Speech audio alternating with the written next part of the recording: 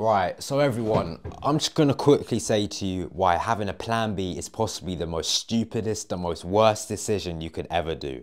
Some people think it's smart to have a plan B, but realistically, it's the most worst thing you could ever do. And I'll tell you why.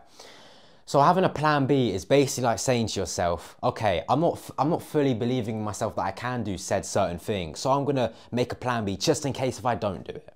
Now, if you're smart, you should already realize why this is bad. Let's say, for example, you want to be a professional footballer.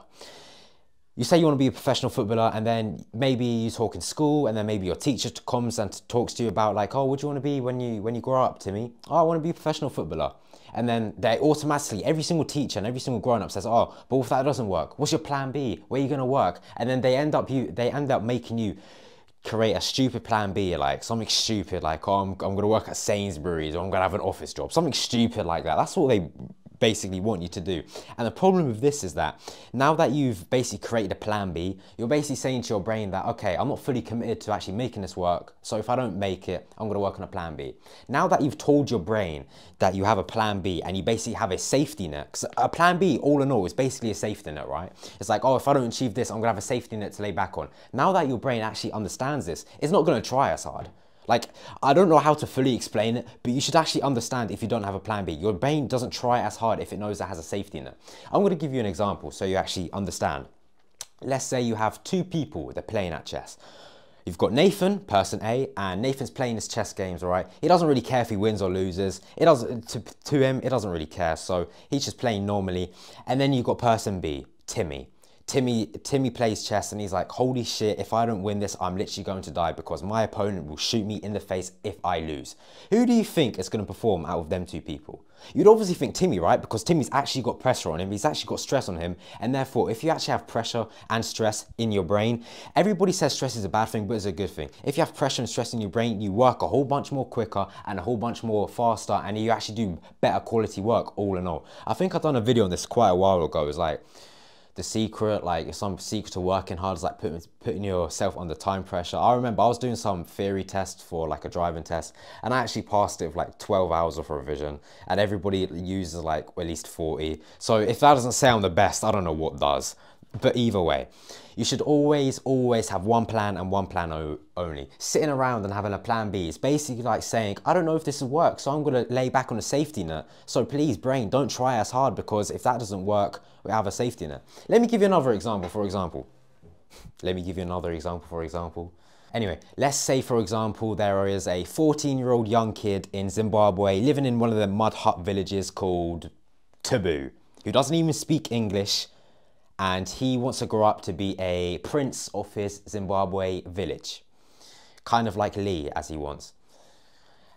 So, do you really think when he's growing up, he has a plan B? Like, do you think when he grows up, he says, yeah, I want to be a prince, I want to be a prince, I want to be a prince. Do you really think he's fucking around with a plan B? He's like, oh, maybe if this doesn't work, I'm going to go to the UK and become a store clerk. Fuck no. No one serious has a plan B. Elon Musk never had a plan B. Jeff Bezos never had a plan B. Anyone successful has never ever had a plan B, because they know it is detrimental to your actual success, and it's detrimental to the actual workload that you provide and the workload that you actually do day by day by day.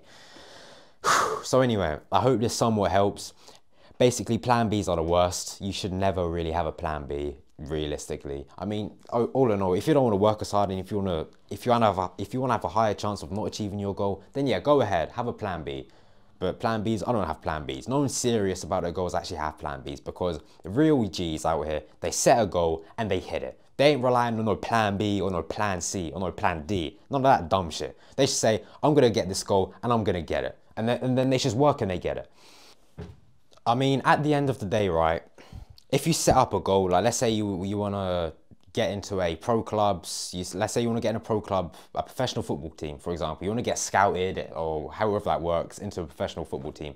When the day actually comes along to get scouted, if you don't get scouted and get put into the team, that isn't my fault, that's not your coach's fault, that's not your parents' fault, it is only your fault. Somewhere you fucked up, somewhere you didn't pass correctly, or somewhere you didn't shoot correctly, so the scouter didn't pick you. It's no one else's fault. And now the thing is, ever since you don't have a plan B, you will blame yourself, and that is good. Somewhere you fucked up and then you have to go back and you have to think, okay, how did I fuck up? Maybe I didn't pass this way, or maybe I didn't shoot the ball this way, or something like that, or whatever you do in football, or whatever.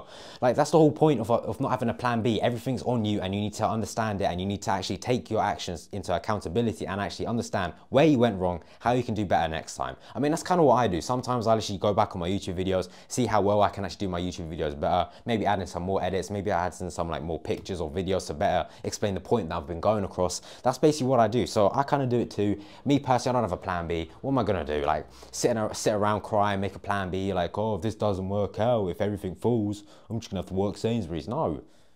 Like, what's the point in that? It makes no sense to have a plan B. Literally none. Well, in my mind anyway. Because the thing is, people like me, we just actually, we say we're gonna do something, then we do it. Pressure, time pressure, whatever, stress, it's cool. Stress is only good if you actually learn how to handle it. I'm not saying you should go out and put yourself in extremely stressful situations. Like, obviously, I'm not saying like you need to go and get like 50 grand from a loan shark and never repay him again, or like fucking mess up some weird shit with the Eastern European mafia or whatever. I'm not saying that. Like, just normal like goal stress. Like, make 5 grand in a day. Tomorrow I need to make 5 grand or I don't sleep. Something like that. Like, just please don't do anything stupid. I want to say this because there might be some retard watching this who might think, oh, well, Max said get in stress, so okay, let me just go to the mafia and just call them shitheads and they're going to lock me up if I don't make 50. No, none of that. Just please be responsible, because I'm not trying to get responsibilities from all these fucking weirdos who don't take my videos seriously.